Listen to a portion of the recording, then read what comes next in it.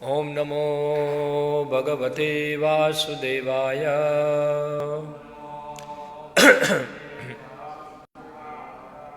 ओम नमो भगवते वासुदेवाय।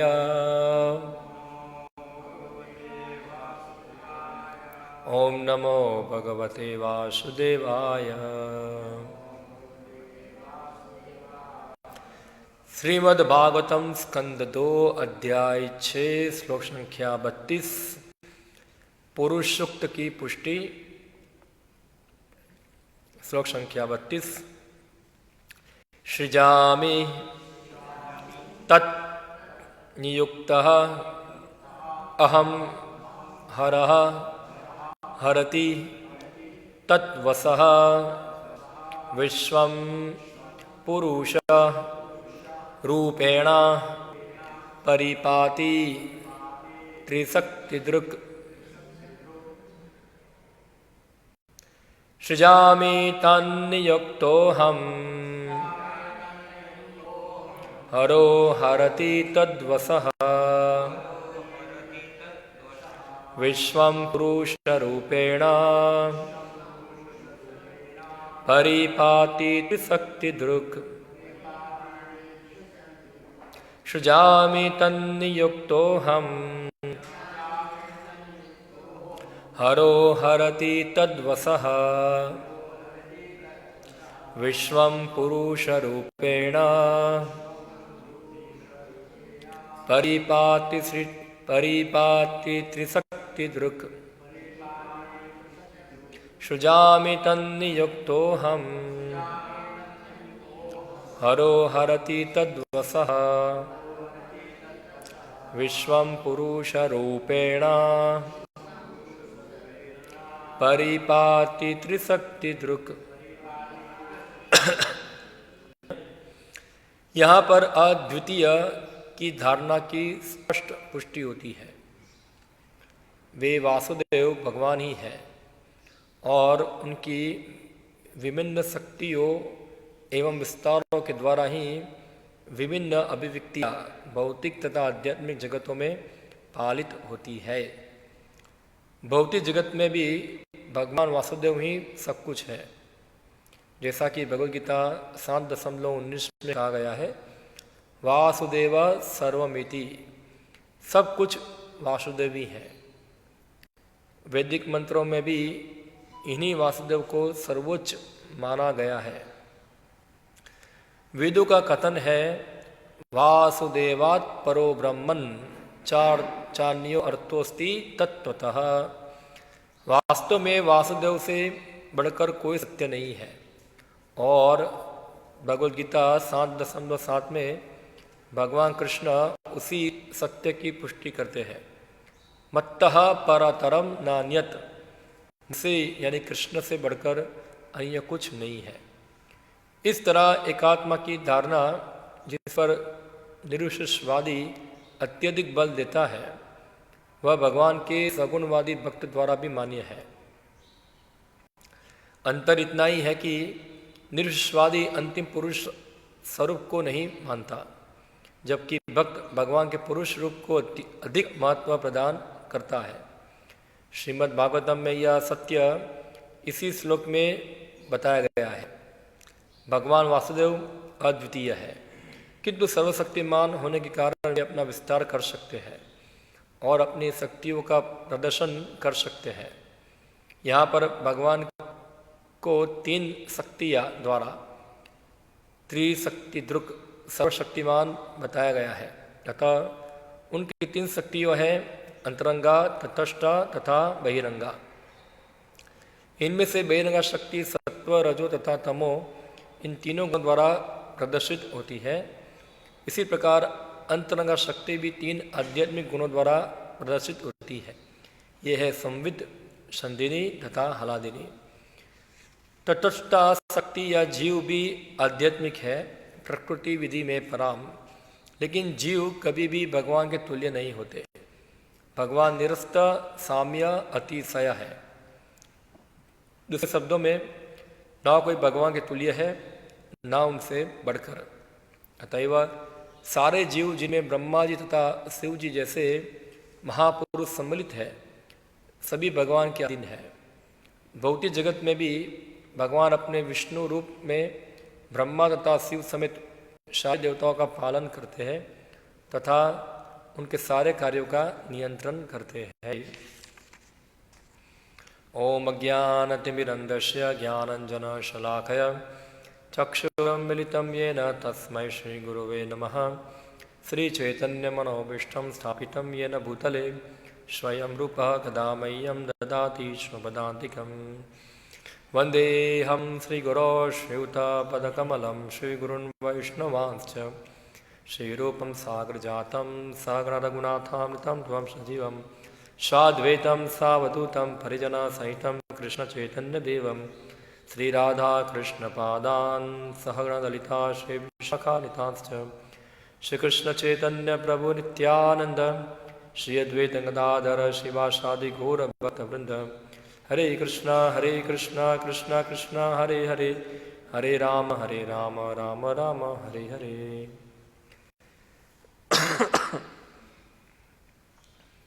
हरे कृष्ण। तो ये पूरा जो सेक्शन है भागवतम का, वो शुरू होता है नारद जी के प्रश्न से। नारद जी जब ब्रह्मा के पास गए तो उन्होंने ब्रह्मा से कुछ प्रश्न पूछे। किसको याद है कौन सा प्रश्न पूछा? क्या नारद जी पूछते हैं ब्रह्मा को? ऐसा पूछा सेकंड चैप्टर के अंदर। क्या ब्रह्मा जी को नारद जी पूछते हैं? तो नारद जी प्रश्न करते हैं ऐसा कि मैं देख रहा हूं कि आप पूरी दुनिया को बनाते हैं, मगर मैं देख रहा हूं आप भी ध्यान करते हैं, तो क्या आपके ऊपर भी कोई और है जो आपको भी नियंत्रण करता है, या तो फिर आप ही सब कुछ है? क्योंकि नारद प्रत्यक्ष दिख रहा है कि ब्रह्मा जी जो है पूरा सर्जन कर रहे हैं, सबको जीवन प्रदान कर रहे हैं, मगर फिर भी ब्रह्मा किसी का ध्यान करते हैं। तो ये प्रश्न हुआ नारद को, और नारद ने ये प्रश्न ब्रह्मा के सामने रखा, और ब्रह्मा ने बताया सही बात है तुम्हारी। हाँ, ब्रह्मा बताए मैं टॉप मोस्ट नहीं हूँ, मेरे ऊपर भी एक व्यक्ति है जो उनके ही कंट्रोल में मैं सब काम करता हूँ। और यही प्रश्न के उत्तर में ब्रह्मा ने पूरी चैप्टर बता दिया, पूरी डिटेल के अंदर, कैसे भगवान जो है सभी चीजों के कारण है। तो ये फिर नारद जी जो थे प्रश्न जब ब्रह्मा को रखा, तब ब्रह्मा ने पूरा विस्तार से ये जो वर्णन जो है पूरे ये भागवतम के चैप्टरों के अंदर किया है। उसमें सर्व कारणों के कारण वो बताए, और फिर नेक्स्ट बताया पुरुषोक्त, जो परम पुरुष है उनका स्थिति बताया इसके अंदर। अब ये श्लोक के अंदर जो है ब्रह्मा जी उसका क्लियर कट उत्तर दे रहे हैं क्या है। तो अब देखो, खास करके हिंदू समाज के अंदर ऐसी कई बार लोग जो होते इस प्रकार बोलते हैं कि आपका धर्म जो है वो पॉलीथिज्म है। ये शब्द का अर्थ है पॉलीथिज्म का अर्थ होता है बहुईश्वरवाद। खासकर क्रिश्चियन और इस्लाम वाले जो है वो इस प्रकार आर्ग्यूमेंट करते हैं।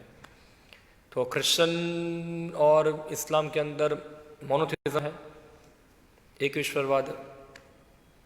एक बार मैं ट्रेन में गया था डिस्कशन के लिए, तो कोई क्रिश्चियन बच्चे मिल गए थे, कर्मठ हुए थे हिंदू में से। तो वो बोलते मुझे, तुम्हारे धर्म के अंदर बहुत सारे भगवान हैं, इतना सारा भगवान थोड़ा होता है, तुम्हारा धर्म बराबर नहीं है, हमारा धर्म में एक भगवान है। और बता, तुम्हारा धर्म में कास्ट सिस्टम है, ये ऊंच ये नीच, हमारे धर्म में ऐसा कुछ नहीं है, सब एक ही है। और तुम्हारा धर्म में कितनी सारी पुस्तकें हैं, देखो ये मेरे पास गीता था, रामायण था, भागवतम था, सब ग्रंथ थे। बोला तुम्हारे धर्म में कितनी सारी पुस्तक है? हमारा धर्म में एक ही बुक है, बाइबल। तो इनका एक बहुत पुअर लॉजिक है इसके पीछे। हाँ, तो वो बोले, वो मुझे बता, देखो ये जो लड़का है ना, वो आपका ही हिंदू था, अभी क्रिश्चियन बन गया, उसको सब पता है आपके हिंदू के बारे में। क्या पता है हिंदू के बारे में? पहले तो हिंदू जैसा कोई धर्म नहीं है, इसको हिंदू के बारे में ये पता नहीं है। इसको मैं बोला कहाँ, कौन से पुस्तक में लिखा है कि हिंदू धर्म है, बताओ मुझे, ये हिंदू धर्म का पुस्तक कौन सा है? पता है? ये सब मेरे पास पुस्तक है, उसमें से एक शब्द निकालो हिंदू किधर है यहाँ। पहले तो हिंदू जैसा कोई शब्द वैदिक साहित्य में पाया जाता नहीं है। और दूसरी बात रही कि आप बता रहे हैं कि जो हिंदू धर्म जो अब आजकल चल रहा है उससे मोनोथिज्म है, ऐसा है, सॉरी पॉलीथिज्म है ऐसा, तो वो भी आपका गलत विचार है ये। हाँ, जो वैदिक सनातन धर्म है उसके अंदर भी एक ईश्वर का वर्णन है, एक ही ईश्वर है।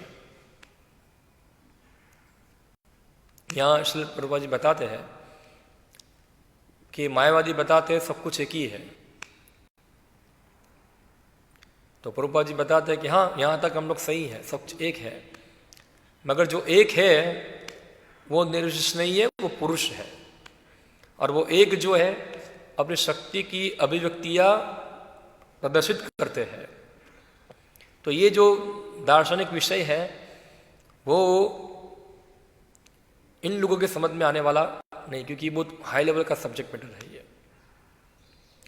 तो यह ब्रह्मा जी स्पष्ट बताते हैं, जैसे कई बार बोलते हैं कि 3 देव मुख्य है, ब्रह्मा, विष्णु और महेश, ऐसा बोलते हैं लोग हिंदू धर्म, हिंदू समाज के अंदर, कि ब्रह्मा, विष्णु और महेश 3 देव है। और उनकी धारणा क्या है कि जो वास्तव में परम सत्य जो है वो निराकार है।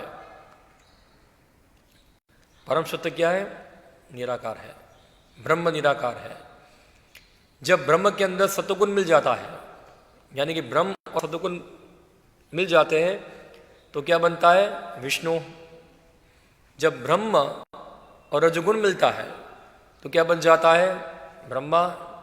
और जब ब्रह्म और तमोगुण मिलता है तो क्या बन जाता है? शिव जी। अल्टीमेटली जो परम सत्य है, ब्रह्म है, उसके शुद्ध रूप के अंदर 3 गुणों से ऊपर है, इसलिए ब्रह्म क्या है? निर्गुण है। और जो आकार मिला यहाँ, ब्रह्मा का आकार बना, विष्णु का आकार बना, शिव का आकार बना, वो आकार क्यों बना? क्योंकि ब्रह्म को आकार मिला ऐसा, क्योंकि ब्रह्म जो है गुणों के साथ मिल गया है।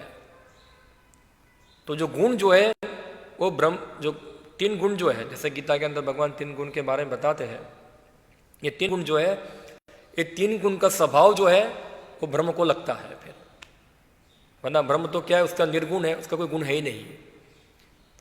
तो हम देखते हैं कि सत्वगुण का लक्षण क्या है, गीता के अंदर भगवान बताते हैं, समो दम तपो शौचम, ये सब क्या है? सत्वगुण का लक्षण है। हाँ, तो विष्णु जो है वो सत्वगुणी है, अच्छा शांत है। और वो उसका प्रमाण क्या देते हैं कि जब भृगु मुनि ने छाती पे लात मारा विष्णु को, तो विष्णु ज़्यादा क्रोध हुए नहीं, शांत बने रहे, यानी कि विष्णु सत्वगुण में है, शांत है और सहनशील है, क्योंकि जो ये सब सत्वगुण के लक्षण जो है वो विष्णु में पाए जाते हैं।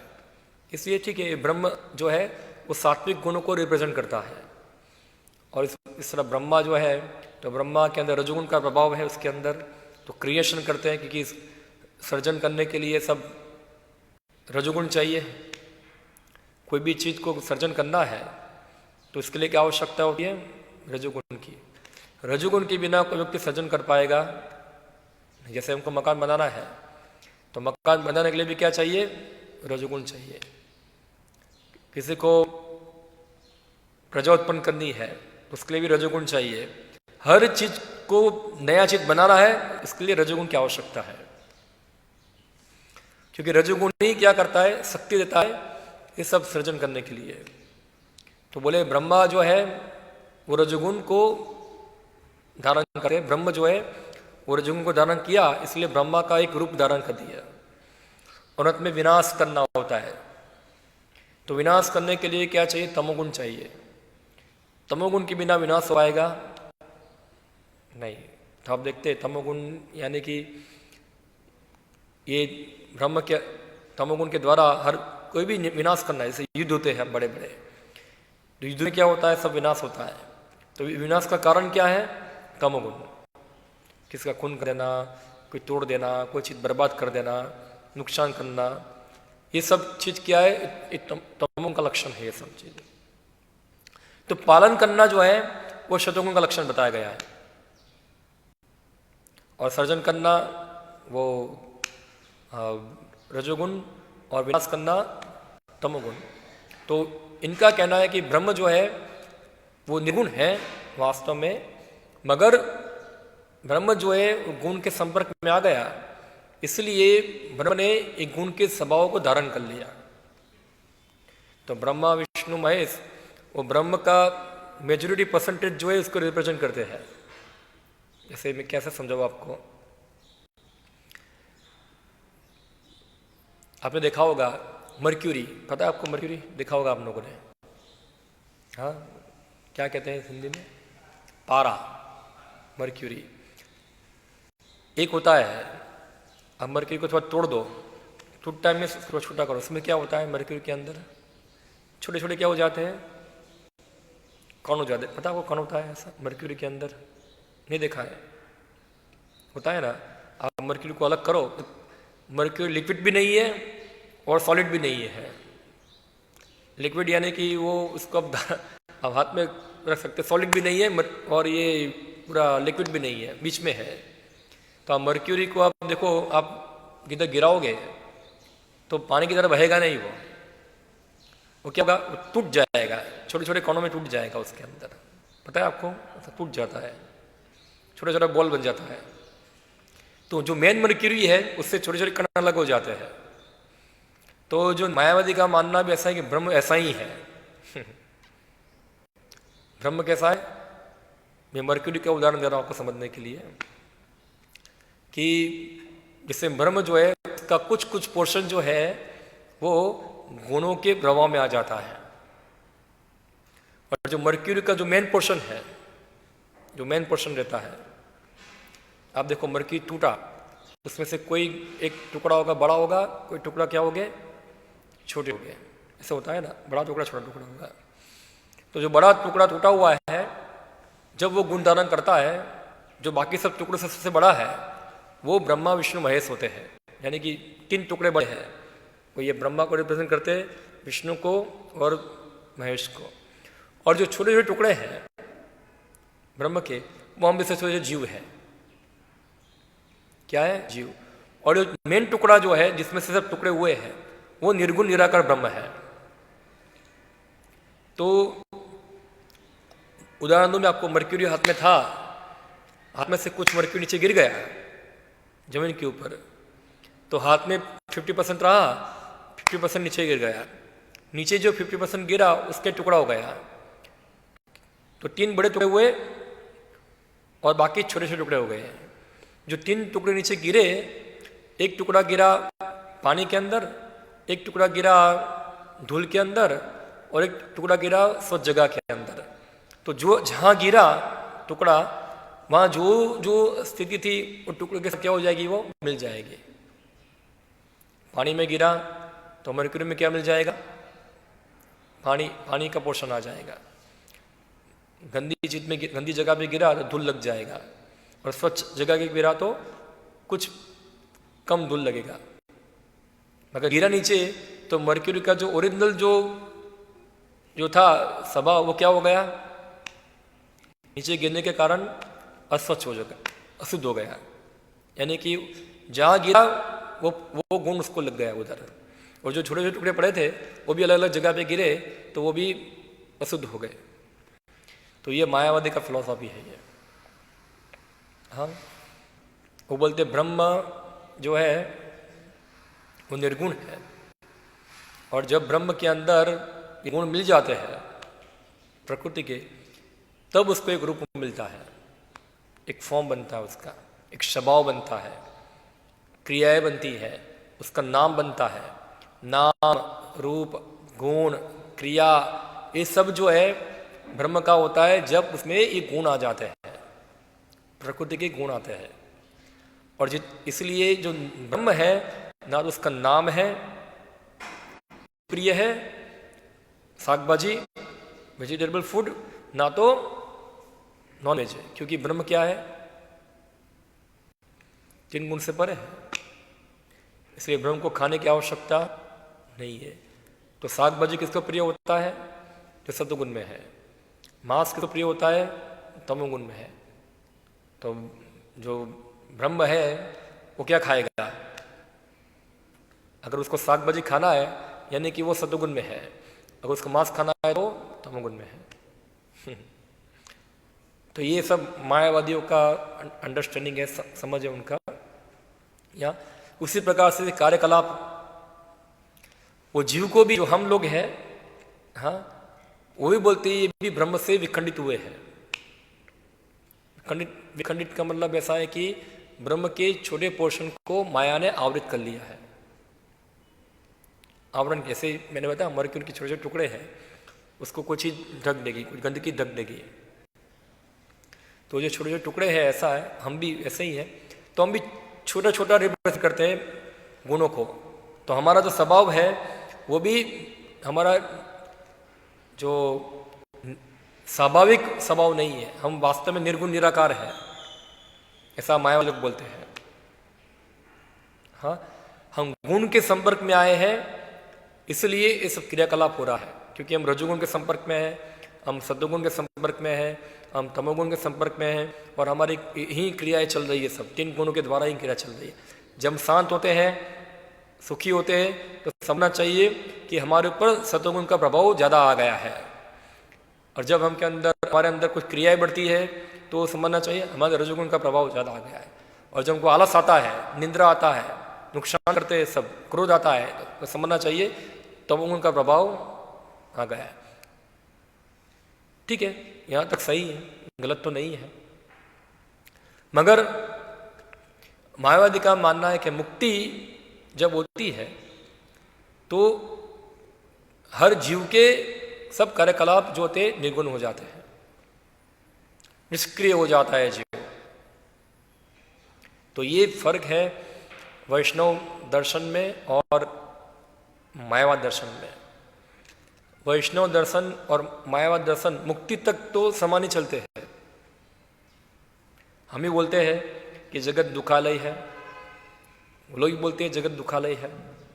हम भी कहते हैं कि जीव 3 गुण में फंसा हुआ है, वही बोलते हैं जीव 3 गुण में फंसा हुआ है।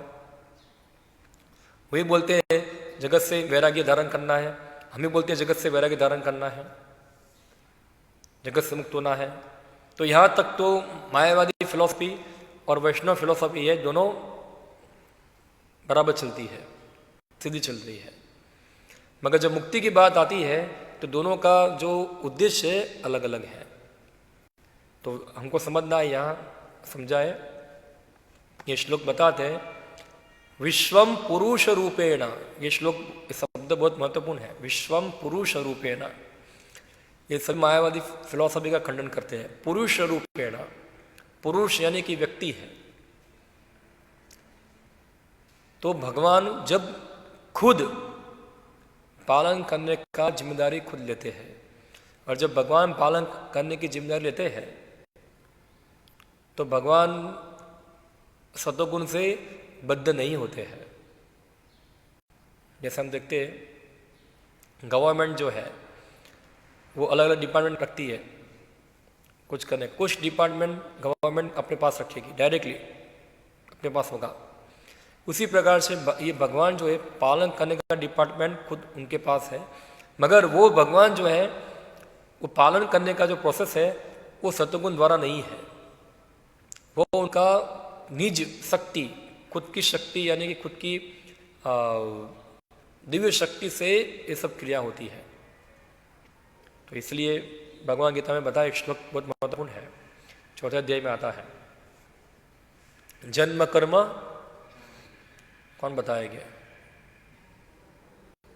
किसको याद है श्लोक? श्लोक किसको याद है? उसका अर्थ कौन जानता है? भूल गए?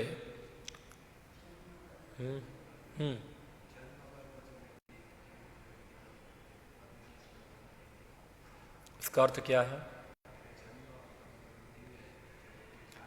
भगवान बताते मेरे जन्म और कर्म क्या है? दिव्य है। इसका मतलब क्या हुआ? हम जन्म लेते हैं तो जन्म का कारण क्या है? हमारे पूर्व जन्म कर्म।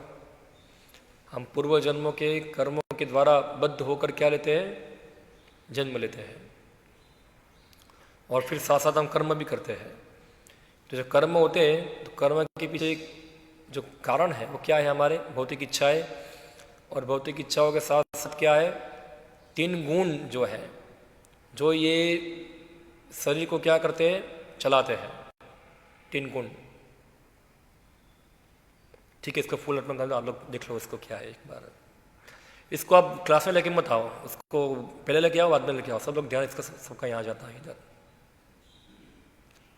हरे कृष्णा। बैठ जा, बैठ जाओ।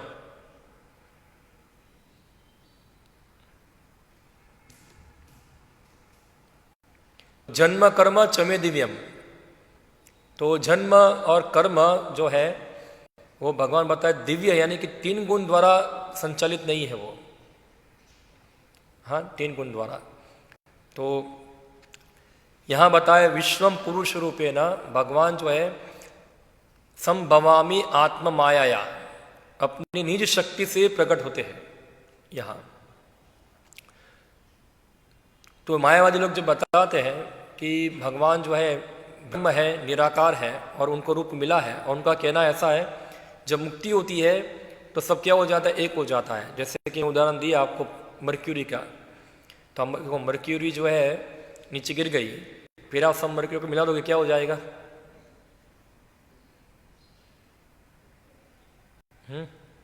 क्या होता है मर्क्यूरी का? जो नीचे गिर गया है सबको इकट्ठा करो, क्या हो जाएगी? एक हो जाएगी। एक हो जाएगी, बराबर एक हो गई। तो उसी प्रकार से जो मायावादी का बोलना है, जो ब्रह्म है वे जो अभी 3 गुणों के संपर्क में आए हैं, जब 3 गुणों से शुद्ध हो जाएगा तो फिर से शुद्ध ब्रह्म हो जाएगा। और शुद्ध जो अवस्था में होता है तो ब्रह्म की कोई कार्यकलाप होता नहीं है। कार्यकलाप कब होते? जब गुण में होता है। यानी कि उनका कहना है कि जब भी कोई क्रिया होती है इसका कारण है 3 गुण, और कुछ भी क्रिया नहीं है इसका कारण यानी कि 3 गुण का प्रभाव खत्म हो गया। अगर नाम भी है, किसी वस्तु का नाम भी है, इसका कारण है 3 गुण। और गुण के बारे में मैंने बता दिया। उसका स्वभाव भी है, इसका कारण भी क्या है? 3 गुण। तो ब्रह्म क्या है? निर्गुण है, उसका कोई स्वभाव ही नहीं है। तो ऐसी वस्तु को कैसे डिफाइन करें हम? दुनिया में आप ऐसी कोई वस्तु देखा है जिसका नाम ना हो, जिसका कोई स्वभाव ना हो, जिसका कुछ रूप ना हो, कोई गुण ना हो? ऐसी चीज तो क्या रहेगी हम? तो मायावादी लोग बोलते हैं ये ब्रह्म है। तो इनडायरेक्टली क्या कहना है पता है? कि कुछ है ही नहीं, कुछ है ही नहीं। क्योंकि इनडायरेक्टली क्या कहना है? कुछ है ही नहीं। जैसे मैं ऐसा बोलूं, एक ऐसा पशु है जिसको पैर नहीं है, जिसको सींग नहीं है, हाँ, जिसकी आंखें नहीं है, जिसके कान नहीं है, जिसकी पूंछ नहीं है, जिसका पिट नहीं है, जिसका दांत नहीं है, जिसकी जीभ नहीं है, जिसकी चमड़ी नहीं है, जिसकी आंत नहीं है, तो है क्या? क्या है? एक पशु है मगर ऐसा कुछ नहीं है। ऐसा पशु आपने कभी देखा है कभी? हाँ, जिसका कुछ नहीं होगा। हाँ, तो इनडायरेक्टली पशु के अस्तित्व को क्या है? नकारना है। तो इसी प्रकार से मायावादी लोग जो है वो ब्रह्म के अस्तित्व को नकारते हैं। यानी कि भगवान जो है उनका दिव्य रूप है, दिव्य नाम है। एक बार रामानुजाचार्य, सब जानते होगे, आप का नाम सुना होगा। वह गुरुकुल में पढ़ाई कर रहे थे। तो एक बार उनके गुरु जो है वो शिक्षा कुछ वेदांत कुछ पढ़ा रहे थे उनको, सब बच्चों को। तो क्या हुआ, वो जो मायावादी लोग थे उनके गुरु मायावादी थे। रामानुजाचार्य के बहुत सारे गुरु हैं, जो एक गुरु थे उनके एक मायावादी थे, वो उसका नाम भूल गया मैं। तो क्या हुआ, वो पढ़ा रहे थे तो कुछ भगवान का कुछ वर्णन आया, कुछ भगवान के रूप का वर्णन आया।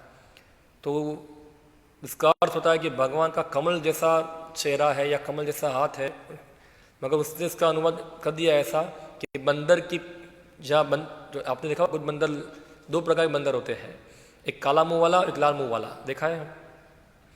काला मुंह वाला यहाँ होता है, लाल वृंदावन में होता है। उसके पूछ के नीचे क्या होता है, लाल लाल होता है, जो लाल मुंह वाला है वहाँ उधर। तो बोलते भगवान का जो मुख है वो इस प्रकार का है वहाँ, ऐसा उसने इसका अनुवाद किया उधर। तो रामानुजाचार्य थे, वो रोना चालू कर दिया उधर। रोना में वो अपने गुरु की सेवा कर रहे थे, मगर उनके आंसू जो थे उनके गुरु के ऊपर पड़े वहाँ। तो गरम गरम आंसू थे उधर, क्योंकि आंसू दो प्रकार के होते हैं, एक गरम और एक ठंडे। ठंडा कब होता है, जब कुछ सुखी होता है तो ठंडा आंसू गिरता है, जब कोई दुखी होता है तो गरम आंसू गिरता है। तो वहाँ गिरा तो उसको लगा गुस्सा हो रहा है, कुछ है। बोला क्या क्रोध, क्यों तुम क्यों रो रहे हो, क्यों तुमको दुख है क्या? बोला आपने जो भगवान के बारे में वर्णन किया ना वो सही नहीं है, ब्रह्म जो है ऐसा नहीं है, परम पुरुष इस प्रकार से नहीं है। तो इसलिए जो मायावादी है, चैतन्य महाप्रभु बताए, मायावादी कृष्ण अपराधी, मायावादी कृष्ण। भक्त ठाकुर बोलते हैं अपने कीर्तन के अंदर कि सबसे बड़ा खराब संगति है अगर कोई है तो किसका, मायावादी का। और प्रभुपाद जी लिखते भी है श्रीमद् भागवतम के अंदर कि जो महाभागवत भी है, अगर ऐसा व्यक्ति भी मायावादी का संग करेगा उसका ही पतन हो जाएगा। इतना खराब ये तत्व दर्शन है, पूरा लोगों को भ्रमित करने के लिए है। तो कहने का तात्पर्य ये है कि क्योंकि मायावाद दर्शन में क्या है, प्रॉब्लम क्या है उसके अंदर, मायावाद दर्शन में भगवान की भक्ति के पूरा विरुद्ध है ये, पूरा भक्ति के ही विरुद्ध है ये। जो जीव, जो कारण से जीव पतन हुआ है इस जगत के अंदर, वो कारण क्या है, जीव को भगवान बनना चाहता है, इंजॉयर बनना चाहता है। मायावादी दर्शन जो है जीवात्मा के ये जो उसका जो वृत्ति है उसको ज़्यादा प्रोत्साहन देता है ये। तो एक कर्मी है वो तो स्थूल रूप में भोग करके ईश्वर बनना चाहता है, भोग करना चाहता है, और जो मायावादी दर्शन जो है वो स्थूल भोग को छोड़कर डायरेक्टली ब्रह्म में लीन होकर भगवान बनना चाहता है, क्योंकि इसमें भगवान की सेवा का लुप्त हो जाती है। तो ऐसा नहीं है कि हम लोग सब मायावादी से प्रभावित नहीं है। हाँ, जो व्यक्ति मायावाद दर्शन से प्रभावित है उसके अंदर सब भौतिक जगत को भोगने की इच्छा भी रहेगी। मायावाद दर्शन उसका ये ब्लूप्रिंट है, पूरा ये ब्लूप्रिंट है उसका। अगर हमको भगवान की सेवा करने की इच्छा नहीं है तो क्या होगी हमारे अंदर इच्छा, खुद भगवान बनने की इच्छा होगी। तो खुद भगवान बनने के लिए क्या करेगा, तो अगर कर्मी लेवल पे है तो बहुत पैसा कमाएगा, गाड़ी बंगला सब इकट्ठा करेगा, इस प्रकार से एंजॉय करने का प्रयत्न करेगा। तो ये एक बीमारी है। और बीमारी का एक दूसरा रूप क्या है, सब कुछ छोड़ देगा और मैं भगवान हूँ, भगवान का सेवा नहीं करेगा। इसलिए चैतन्य महाप्रभु बताए संन्यास का मतलब क्या है। मैंने इससे पहले बताया था, दो प्रकार के सन्यासी होते हैं, एक त्रिदंडी सन्यासी और एक दंडी सन्यासी। दोनों में क्या अंतर है? जो एक दंडी सन्यासी जो है वो एक दंड धारण करते हैं, यानी कि वो जीव दंड बोलते ही है। इसका मतलब क्या है कि जीव जो है पूर्ण रूप से क्या है, भगवान के साथ एक हो गया। इसको ये ओरिजिनली त्रिदंड है वैदिक। और त्रिदंड क्या दिखाता है, कर्मणा मनसा वाचा, ये 3 प्रतीक है कि मैं कर्म से, वचन से, मन से भगवान की सेवा में लग रहा हूँ। अभी मेरा कोई सी प्रकार का भौतिक ड्यूटी नहीं है। मेरा खाली ड्यूटी क्या है, मैं कर्म से केवल हरि की सेवा करूँगा, मन से कृष्ण का स्मरण करूँगा और वचन से भगवान की आज्ञा का पालन करूँगा। ये 3 कार्य जो 100% ये 3 कार्य करता है पूर्ण रूपेण, वो व्यक्ति सन्यासी है। अनाश्रित कर्म फलम कार्य कर्मो करोति स सन्यासी स योगी च न निरग्नि न चक्रिय। ये सन्यास का मुख्य लक्षण है। जबकि मायावादी सन्यासी क्या सोचते हैं, दंड ग्रहण मात्र ने नरो नारायण भवेत, यानी कि जैसा ही आप सब प्रकार के सकाम कर्म त्याग दिए, सकाम कर्म छोड़ दिए, तो आप क्या हो गए, मुक्त हो गए, अब नारायण बन गए। डंडा धारण कर लिया, तुरंत नारायण बन गए। अभी कल क्रिकेट खेल रहा था, आज बन गया सन्यासी, मुक्त हो गया क्या वो? एक दिन में ही चेंज हो गया उसके अंदर। ऐसा उनका फिलॉसफी है। और ऐसा भारत में हम देखते हैं, जो कल का क्रिकेटर था आज डंडा धारण कर लेगा, हो अभी सन्यासी बन गया, सब उसकी पूजा करेंगे जाके, एक दिन में ऐसा हो गया इधर। तो ये नहीं है ऐसा।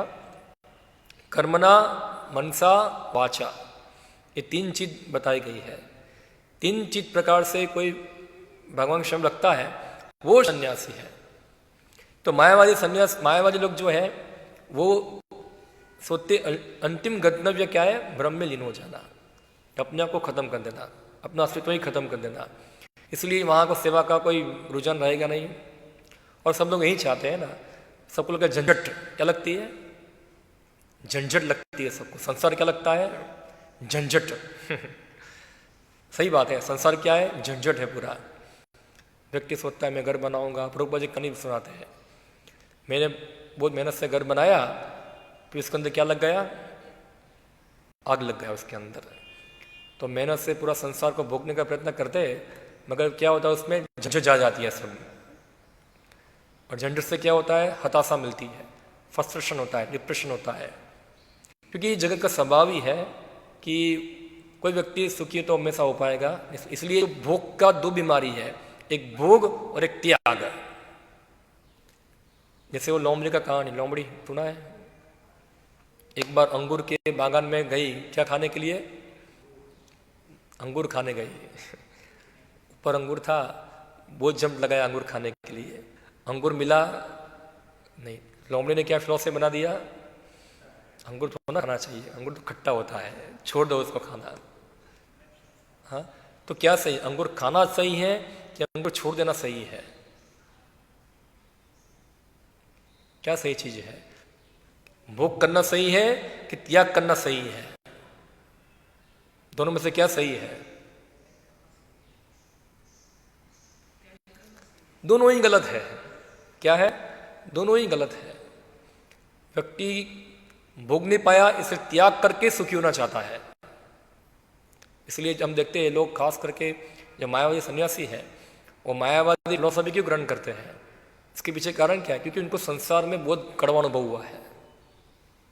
हाँ, संसार का बहुत कड़वा चाख लिया है, टेस्ट चाख लिया है। संसार में दुखी है भाई, सब बेकारी है, कुछ नहीं है इधर, सब माया है। सब छोड़ो उसको। अभी इतना कड़वा अनुभव हो चुका है कि उसको अभी चाहिए कि अभी बस, जैसे हम देखते हैं कोई व्यक्ति को संसार में इतना कड़वा अनुभव होता है कि वो सुसाइड करता है। और वो क्या सोचता है, सुसाइड करने से क्या हो जाएगा, मेरे सभी दुख क्या हो जाएंगे, खत्म हो जाएंगे और मैं फ्री हो गया, मुक्त हो गया। मगर सुसाइड करने से तो मुक्त होगा नहीं, वो भूत बनेगा, मुक्त नहीं होगा, भूत बन के रहना पड़ेगा उसको। तो मायावादी लोग जो है वो भी क्या करना चाहते, सुसाइड। कौन सी सुसाइड? आध्यात्मिक आत्महत्या। यानी कि अपने व्यक्तिगत अस्तित्व को ही खत्म करना चाहते हैं। किसमें? भगवान की निराकार ज्योति में लीन होके।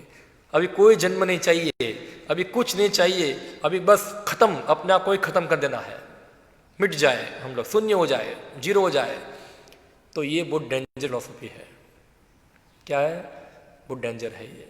क्योंकि जीवात्मा जो है यही सब चीज़ों से प्रभावित है। इसलिए हम देखते हैं प्रभुपाद के प्रणाम मंत्र में बोलते हैं, निर्विशेष शून्यवादी पाश्चात्य देश तारिणे। हाँ, निर्विशेषवाद और शून्यवाद दोनों भाई बहनी है, ज़्यादा फर्क नहीं दोनों के अंदर। और हर व्यक्ति जो होता है ये सब दर्शनों से भ्रमित है। या तो फिर वो ज़्यादा कर्मी बन जाएगा और कर्मी में भोग करके अदास हो गया तो ज्ञानी बन जाएगा, मगर भक्ति मार्ग जो है इससे ऊपर है। इसलिए ना तो हमको भोग करना है ना हमको त्याग करना है, हमको समझना है हर चीज़ भगवान की है। इसलिए भोग तो हम करेंगे नहीं किसी का। भोग कौन करेगा? हो मोबाइल मेरा मुझे ये मोबाइल चाहिए, तुम इसको भोगना चाहते हैं और संपत्ति भोगना चाहते हैं, तो भोग हुआ। और कड़वा अनुभव हुआ, माया माया मोबाइल क्या है माया है, ऐसा इसको छोड़ दो ये सब, तो ये करते हैं। मगर हमको समझना है सब चीज़ किसकी है? भगवान की है। भगवान के होने के नाते हर चीज़ को भगवान के सामने नियुक्त करना है, उसका भोग नहीं करना है, न त्याग करना है। क्या श्लोक के रूप गोस्वामी बताए, अनासक्त विषयान यथारोहम उपयुंजता कृष्ण निर्बंधे कृष्ण संबंधे युक्त वैराग्य मुचते। कि अनासक्त होकर, विषयों से सबसे पहले अनासक्त होना है। अनासक्त विषयान यथारहम उपयुजता, और साथ साथ विषयों को भगवान की सेवा में नियुक्त करना है। निर्बंधे कृष्ण संबंधे युक्त वैराग्य मुच्यते। तो ये है वास्तव में युक्त वैराग्य, ये है जीवात्मा का मुक्त जीवन, उससे मुक्त है। तो यहाँ मायावादी जो है उनका वैराग्य होता है फलगु होता है, क्योंकि वो जिनकी व्यक्ति है उसको अर्पण करते नहीं, वो खाली मुक्त होते हैं यहाँ से। इसलिए जो मायावादी मानते हैं कि एक ही सब कुछ जीरो है, ब्रह्म है, वो गलत है। ये तीन देवों से परे भगवान का दिव्य रूप है। मैंने श्लोक बता दिया गीता का प्रमाण क्या है, जन्म कर्म चमे दिव्यम। और भगवान खुद बता दे, सृजामि हम, क्या श्लोक है? सृजामि हम यदा यदा धर्मस्य ग्लानि भवति भारत अभ्युत्थानं धर्मस्य तदात्मानं सृजामि हम। तो प्रभुपाद बताए सृजामि अहम का मतलब क्या है? क्रिएशन नहीं है। सृजामि हम, सृजामि यहाँ लिखा शब्द सृजामि यानी कि सर्जन होना इधर, मगर सृजामि हम का मतलब है कि भगवान अपने आप को सर्जन करते हैं। पहले कृष्ण नहीं थे, मगर भी क्या कर दिया उन्होंने? सर्जन किया। सृजामि हम यानी कि भगवान प्रकट होते हैं, भगवान प्रकट होते हैं। तो कितने शास्त्र में कितने जगह पे प्रमाण मिलते हैं कि जो परम सत्य जो है वो निर्विशेष नहीं है, निराकार नहीं है, वो भी एक व्यक्ति है। मगर उनका व्यक्तित्व और जो मायाजनित व्यक्तित्व, उसमें जमीन आसमान का अंतर है। जो मायाजनित व्यक्ति है उसके जो स्वभाव है, गुण है, वो 3 गुण वाले, भगवान के 3 गुण वाले नहीं है। इसलिए आप देखो विष्णु जो है वो शांत भी दिखते हैं आपको और कई बार क्रोधी भी दिखते हैं। दिखते कि नहीं दिखते हैं आपको? कोई व्यक्ति एक साथ हो सकता है क्रोधी भी होगा और शांत भी होगा, दोनों एक साथ होगा कभी? तो भगवान शांत होते हैं और क्रोध करते तो देखा हो ना, भगवान नरसिम्हा का रूप कैसा है? तो शांत है वो तो क्रोध वाला है। फिर भगवान चोरी भी करते हैं और भगवान प्रामाणिक भी है, दोनों है। कैसे संभव होगा? या तो कोई चोर होगा या तो प्रामाणिक होगा, मगर भगवान में गुण पाए जाते हैं। तो सभी विरोधाभास जो है भगवान में पाए जाते हैं। भगवान झूठ भी बोलते हैं और सत्य भी है। ये कैसे होगा? या तो झूठ बोलेगा या तो सच बोलेगा, दोनों कैसे हो सकता? तो हमारे जो दृष्टिकोण में जितने विरोधाभास दिखते हैं सभी भगवान के अंदर पाए जाते हैं। हाँ, क्योंकि भगवान जो है ये 3 गुणों से परे हमारे लिए सीमित दृष्टिकोण, क्योंकि हम जो 3 गुण के अंदर हम सब अच्छा बुरा ये सब देखते हैं, मगर भगवान के लिए कोई अच्छा बुरा नहीं है। भगवान के लिए उनका एंजॉयमेंट है, जहाँ उनको अच्छा लगता है वो करते हैं।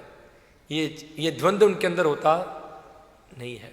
तो द्वंद्व नहीं होता, इसलिए वो कोई निराकार नहीं होता है, वो व्यक्ति होता है। और व्यक्तित्व जो है उनका की शक्ति है, उनकी शक्ति से पूरा भगवान सृष्टि को धारण करते चलाते हैं, उनका विस्तार करते।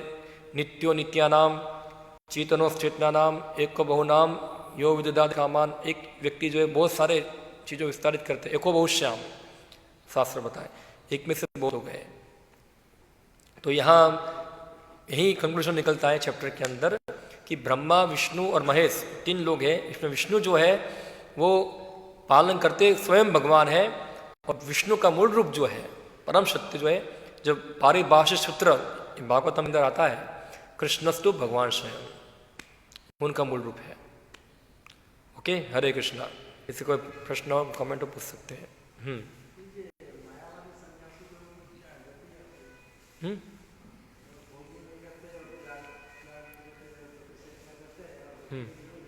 हम्म मायावी सन्यासी की क्या गति होगी? तो मायावादी कृष्ण अपराधी, भक्ति को भी प्राप्त नहीं कर पाएंगे वो।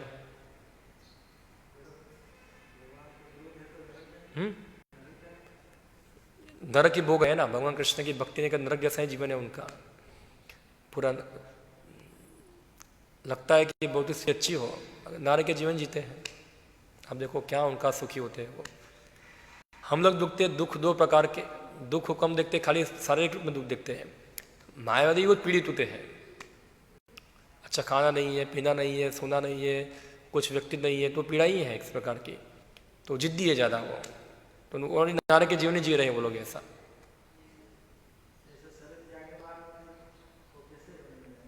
शरीर त्यागने के बाद शास्त्र बताते हैं अगर भगवान का अपराध करेंगे तो निम्न योनि में जाएंगे, पत्थर बन जाएंगे। भगवान का अपराध करने से निम्न योनि में जाता है व्यक्ति। अगर भगवान का अपराध किया है, कृष्ण भगवान कि कृष्ण का ये नहीं है वो नहीं है, तो निम्न योनि में जाएगा, पत्थर बन जाएगा।